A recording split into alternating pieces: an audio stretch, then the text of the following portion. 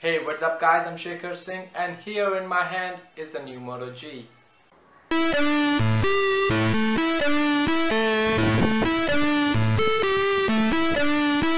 We all know the previous Moto G. It was one of the most famous devices of last year because of its high-end specs and really low price tag.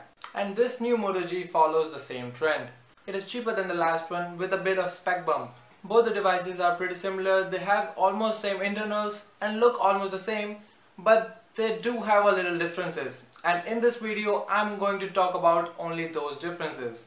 Let's talk about the hardware first. The first thing you'll notice is the bigger screen. It has a 5-inch IPS 720p display with a pixel density of 294 ppi, while the previous Moto G has a bit smaller 4.5-inch, also a 720p display with a pixel density of 326 ppi. The bigger screen gives you a better viewing experience and lets you immerse into your videos, games or whatever that you're doing on your phone, and also gets you in the league of high-end smartphones with huge displays. But the bigger display has its own cons. It increases the size of the phone, which to me matters a lot. The previous Moto G is a small device and really great for one-handed use. And that's the thing you cannot do with the new Moto G. Now you have to use both hands for texting, but other than the size, these displays have more differences. The colors on the display of the previous Moto G are a bit cooler and have a bit of a blue shade, while the colors of the new Moto G are a bit warmer and seems more true.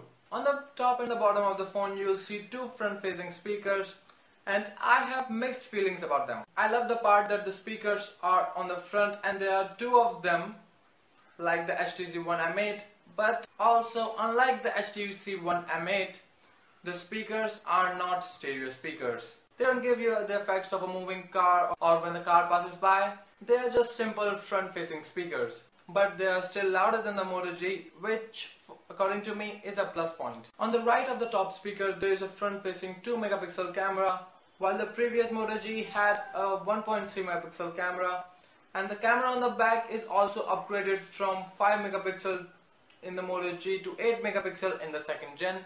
And I'll talk more about the camera later in this video. The volume rockers and the power button are on the right side, leaving the left side totally empty, just like the previous one. On the top of the device there is a 3.5mm headphone jack, and at the bottom is your micro USB 2.0 port. The back covers are swappable and you can get new covers at Flipkart in a bunch of new colors. So now you are not limited to 8 or 16 gigabytes of storage, which is awesome. The battery is exactly the same, 2070 mAh, and still non-user replaceable. And talking about the battery backup of the new Moto G is really great and can easily get you through the day in one charge. Also, the new Moto G is thinner and lighter than the previous one. It still has a curved back and a rubberized back panel. Both the devices have same internals, quad-core 1.2 GHz Snapdragon 400, 1 GB of RAM, Adreno 305 GPU, everything is exactly same. So the performance of the device is pretty much identical to the previous Moto G, which is a great thing. But the new one has some hiccups and lags while opening and closing apps. Like after I stop a graphic intense game, it takes time to load the home screen and sometimes apps shut down on their own without any reason.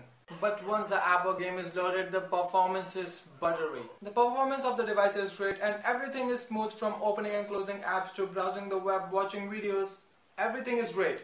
The camera interface is pretty simple. Swipe from the left for settings, swipe to the right to get to the gallery, and hold the finger on the screen to get multiple shots. The new Moto G clicks better pictures, and here are some of the shots that I took with the Moto G.